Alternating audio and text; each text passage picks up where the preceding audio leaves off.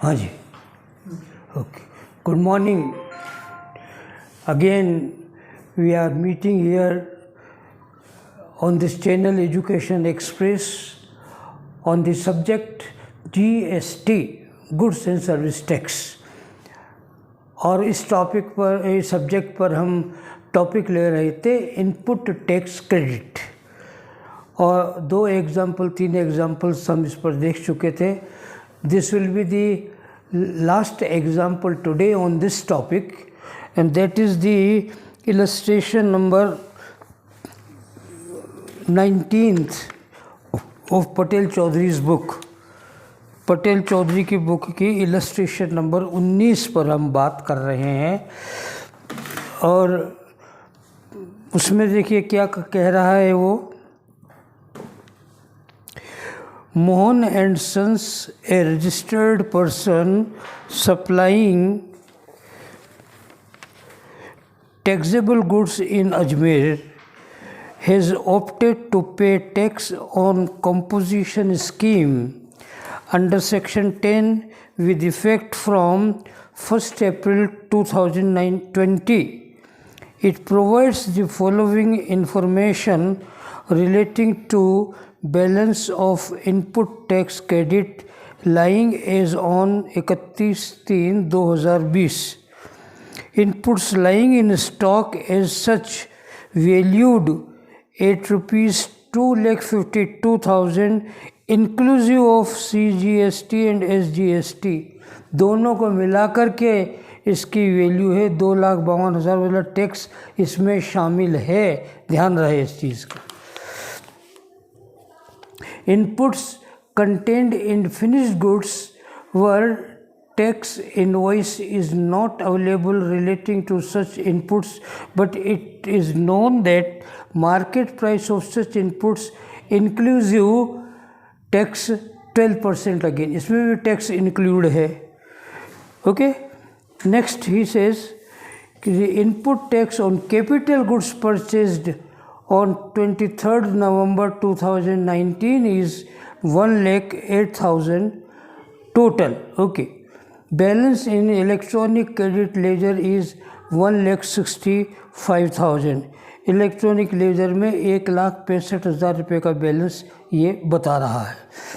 अब देखिएगा इसका मीनिंग ये हुआ, एक एक करके आइटम सुन लीजिएगा.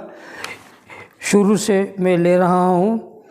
सबसे पहले फर्स्ट पैराग्राफ में एक बात आ रही है, He has opted to pay tax on composition scheme. Composition scheme के अंतर्गत टैक्स पे कर रहा है.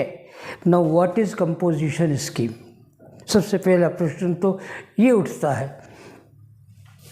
देखिए, यदि डीलर मार्जिनल होता है, ना तो बहुत बड़ा डीलर है ना छोटा डीलर है, तो ऐसी स्थिति में गवर्नमेंट ने या GST ने उसे एक प्रकार की सुविधा दी है.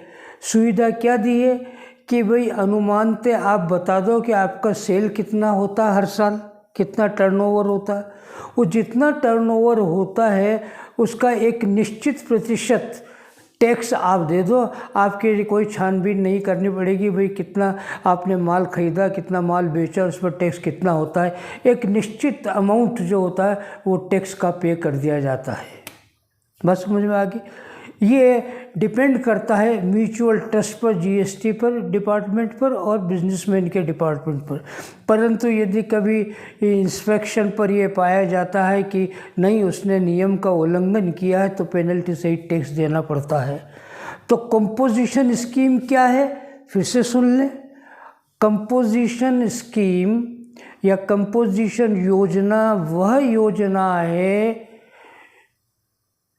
वह योजना है जिसके अंतर्गत व्यापारी को एक निश्चित धनराशि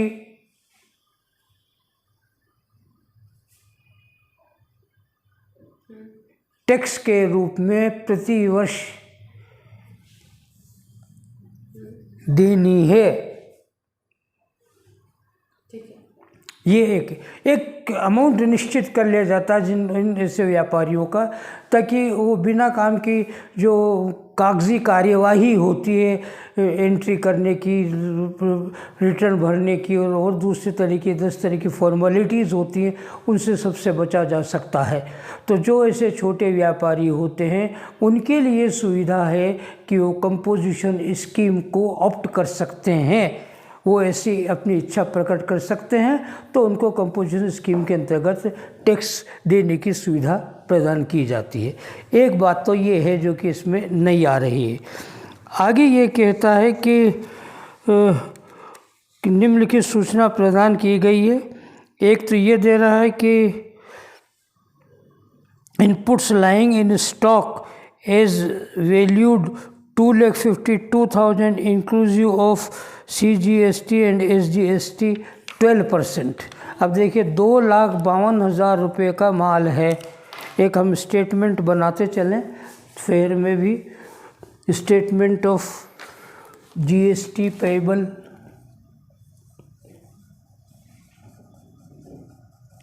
स्टेटमेंट ऑफ GST पेएबल।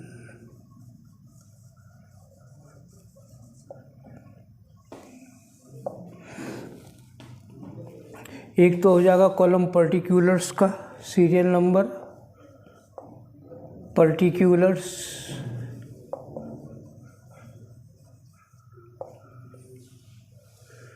फिर आपके आ जाएगा CGST,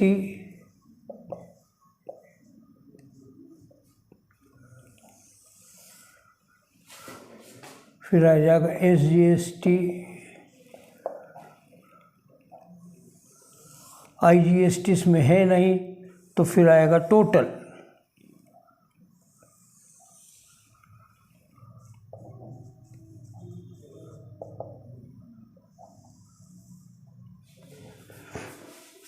मैं यहाँ पर वर्किंग नोट आपको बताता चल रहा हूँ। ये वर्किंग नोट भी लीजिए फर्स्ट आइटम को।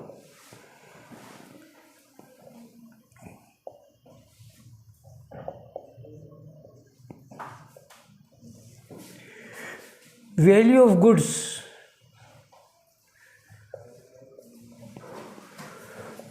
$2,52,000 ब्रैकेट में लिख रहे हैं इंक्लूडिंग GST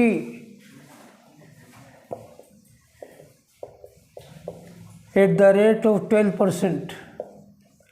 12% इस पर GST ऑलरेडी शामिल है। इसका मतलब हुआ गुड्स यदि 100 रुपये का है, एड तो GST इस पे जोड़ दें 12%, तो 12 रुपये GST हो गया, तो टोटल बनता है 112। ठीक है, ये तो यदि 112 रुपये कुल मूल्य है तो टैक्स है 12 रुपये, तो इसका कैलकुलेशन हो जाएगा 112 अपॉन 112 इंटू 2,52,000। बोलिएगा कितना GST आ रहा? 2,52,000 पर 27,000 रुपये। 27,000 रुपये, ये टोटल अमाउंट 27,000 रुपये आ रहा है, ये टोटल। अब यहाँ पर आ जाइएगा फर्स्ट नंबर और लिखिएगा इनपुट्स इन स्टॉक,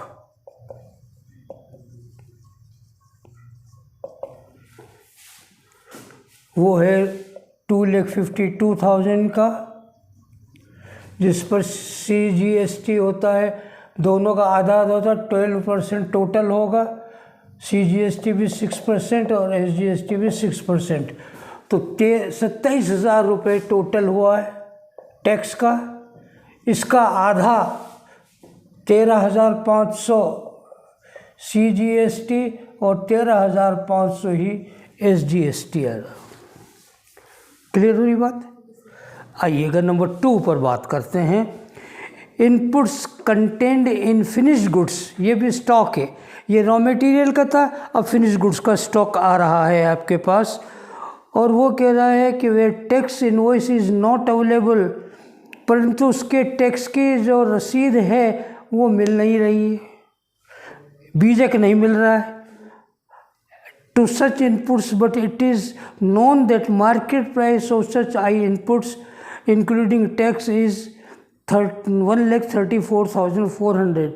तो उसके इनवॉइस तो मिल नहीं रही है कि माल कितने का था, परंतु इतने माल की बाज़ार में कीमत जो है टैक्स सहित 1,34,400 रुपये है, उस पर भी टैक्स 12% बता रहा है।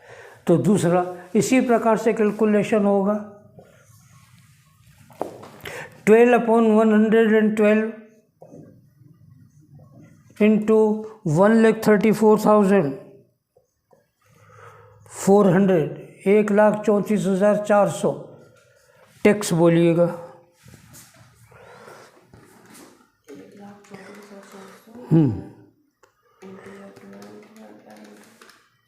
14,400।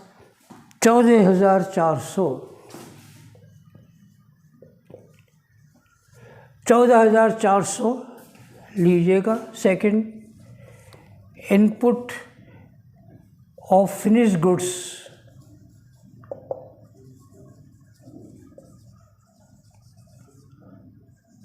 1,34,400 का है ये, जिस पे 14,400 रुपये टोटल टैक्स बना है।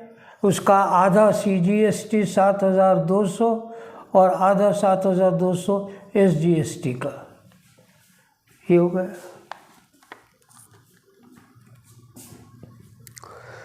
चले अब देखिएगा आगे क्या कहता है ये, input tax on capital goods. देखिएगा अब कैपिटल गुड्स आ रहा है। Third, input tax on capital goods,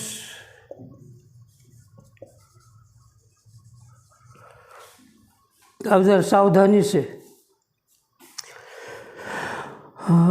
purchase on 23/11/19 को हमने परचेज किया था और हमें अकाउंट का बनाने का कह रहा है वो वे 31/3 को इनपुट इकोनॉमिक शेयर संबंध की सूचना थे 31/3 को। अब 23/11/2008 से 31/3/19 तक गिनिएगा। नवंबर पूरा, नवंबर, दिसंबर, जनवरी, फरवरी, मार्च, गिनो कितना आता है। देखिए वर्किंग नोट में समझिएगा। ये शॉर्ट लेना हो ले लें, इसको फिर मैं वाइप करता हूँ, ठीक है। अब देखो सावधानी से देखना, कैपिटल गुड्स का आ रहा,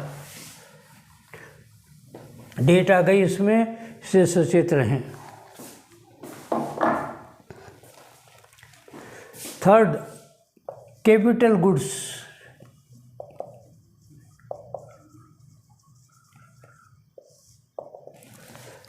डेट देखिएगा, अकाउंट बन रहा है, टैक्स पे करना है, उसकी ड्यू डेट है 31/3/2020, डेट चेक करें, है ना।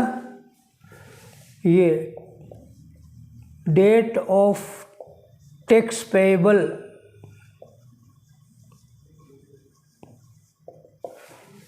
31/3/2020 को ये डेट है, ठीक है।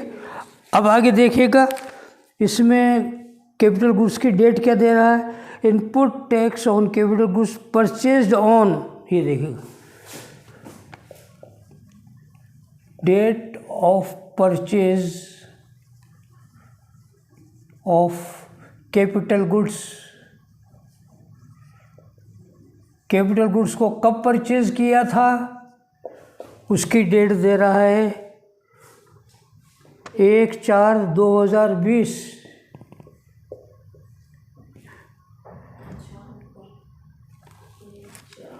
और वो थी डेट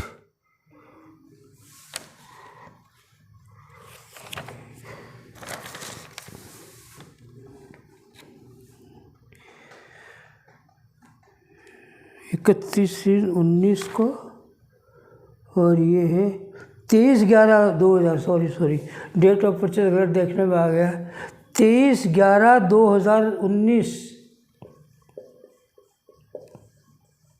डेट ऐसे वैसे चेंज हो गई। 23/11/2019 डेट चेक कर लें। 1,08,000 रुपये का है ये कैपिटल गुड्स। डेट देख लिया आपने, ठीक है। ये 1,08,000 का गुड्स है। इन दोनों के बीच का difference number of months difference, 5 महीने। हाँ,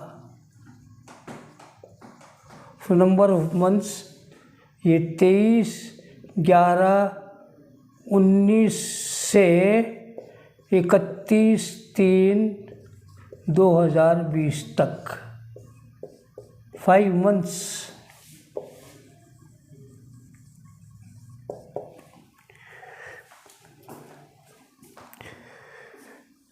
ठीक है। अब आपके क्या है नियम ये कहता है कि यदि कोई पूंजीगत संपत्ति कैपिटल गुड्स और उसको परचेज किया हो और यदि व्यापारी ने कोई योजना में परिवर्तन किया हो, जैसे पहले एग्जेम्प्टेड गुड्स था, अब एग्जेम्प्टेड नहीं रहा, पहले वो रजिस्टर्ड डीलर था, अब कंपोजिट डीलर बन गए इस तारीख से, तो ऐसी स्थिति में इनके बीच की अवधि का प्रति माह 5% 5 का भाग दिया जाता है, 5 का प्रति माह। तो 12 महीने में कितने का भाग हो गया? 60 का। तो इस वैल्यू में जो ये वैल्यू दे रखी है, इस वैल्यू में को डिवाइड करना है value of capital goods. Formula है इसका, ध्यान रखें। Value of capital goods divided by number of months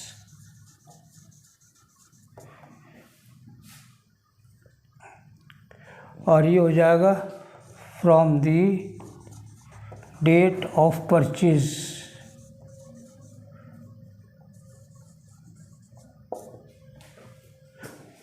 पाँच वर्षों तक, 5% के 5 रुपये का या 5 का भाग प्रति माह दिया जाए।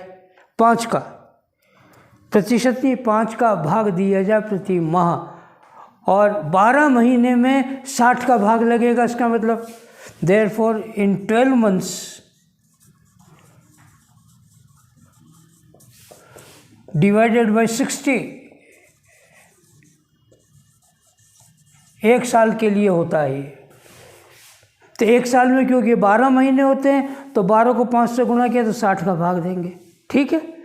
अब इसने ये 5 महीने को 1 साल में छोड़ के 5 महीने, तो देखो 60 माइनस 5 मंथ्स बराबर 55 का कैलकुलेशन किया जाएगा। 55 मंथ्स, क्योंकि 5 महीने का तो ये पीरियड है इसका, इसको हटा दीजिएगा। टैक्स पेएबल से लेकर के डेट ऑफ परचेज तक का जो पीरियड है, 12 महीने में से उतने महीने हटा दें। बस समझ में आ गई। 12 माह के लिए ये सुविधा दी जाती है, पहली बात तो ये। और टोटल वैल्यू को जो कैपिटल गुड्स की है उसको 12 महीने के 1 वर्ष में 12 महीने की से भाग दिया जाएगा, और 1 महीने की राशि होगी 5 रुपये, अर्थात 12 महीने को 5 से गुणा करेंगे, 60 का भाग दे करके इस वैल्यू को कम किया जाएगा। बस समझ में आ गई। पहले भी एक नियम था, और वो नियम था कि प्रति क्वार्टर 5% की दर से कैपिटल गुड्स की वैल्यू को कम करते हैं, ठीक है। इस स्कीम के अंतर्गत क्या है, कंपोजिट डीलर की स्कीम में, कि प्रति वर्ष 1 महीने के 5 की दर से वैल्यू को कम किया जाएगा, 1 महीने में 5 की दर से। तो 12 महीने होंगे तो 60 की दर से मैक्सिमम होगा। अब इसने कितने महीने काम में लिया है, वो 55 है, क्योंकि 5 महीने तो ये इसका अंतर हो गया, तो 60 में से 5 को घटाए तो 55 महीने में, तो 60 महीने में इसकी वैल्यू ये है, तो 55 महीने में वैल्यू कितनी होगी। बात समझ में आ गई। आइएगा अब इसको कैलकुलेट कर लेते हैं इस तरह से। 1,08,000 बटे हुए 60 इंटू 55, बोलिए। 8,000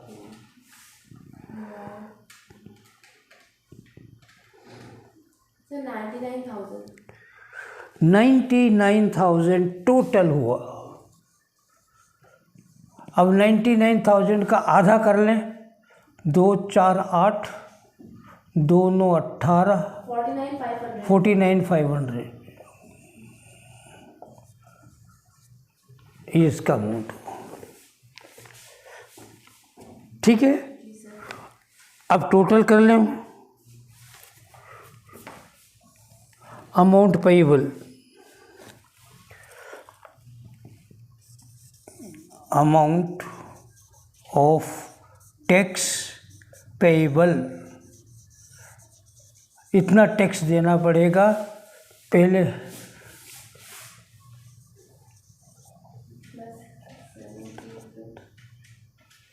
एक 1,40,400 आ रहा है। हाँ, और दोनों का आएगा 70,200। हैं? SGST CGST का 70,200। 70,200।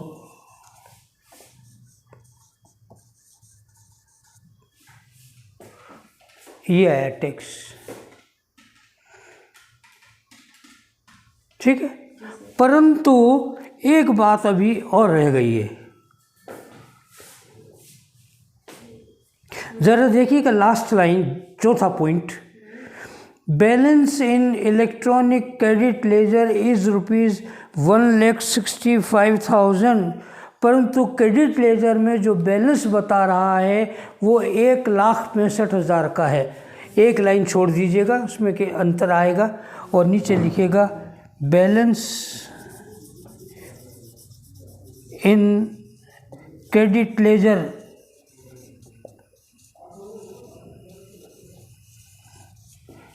टोटल के कॉलम में लिखें 1,65,000।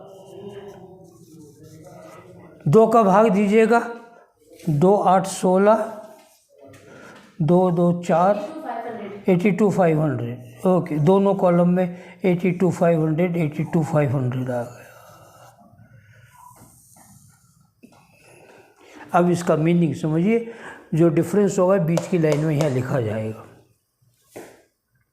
हाँ, क्योंकि ये तो टोटल अमाउंट है लेजर में जो जा चुका है, इसलिए इसके बीच का डिफरेंस बीच में लिखा जाएगा, वो ऐड होगा तब ये अमाउंट आएगा। नहीं, ऐड नहीं होगा। अब देखें, कंपोजिट डीलर में या कंपोजिट स्कीम में क्या होता है कि जो अनुमानित टैक्स होता है वो एक बार जमा कर दिया जाता है। ठीक है, जमा किया तो जो, क्योंकि आजकल सब कंप्यूटर सिस्टम से होता है, GST लगा जब से तो कंपलसरी हो गया है, आपके कंप्यूटर होना चाहिए, तो कंप्यूटर में शो हो रहा है, आपकी इलेक्ट्रॉनिक लेजर शो कर रही है कि 1,65,000 रुपये आपके जमा हैं ऑलरेडी। उसमें से टैक्स बनता इतना, बाकी का आपको रिफंड करना पड़ेगा। अच्छा, लौट आएगा। हाँ, ये होगा रिफंड। या तो रिफंड करें और या ट्रांसफ़र करें नेक्स्ट ईयर।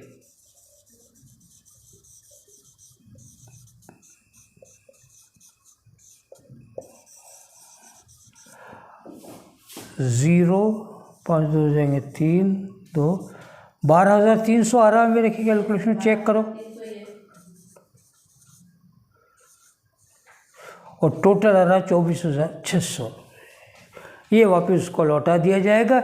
इतना टैक्स का पेमेंट उसको ने ऑलरेडी कर दिया है कि उसको आगे के ईयर में उसे बैलेंस को ट्रांसफ़र किया जाएगा। ये है आपके GST का। इसके साथ ही हमारा GST का ये टॉपिक कंप्लीट होता है। नेक्स्ट डे नेक्स्ट सेशन हम नए टॉपिक पर बात करेंगे जीएसटी के। सो आपको शायद क्लियर हो गया होगा। I wish you good luck and thank you.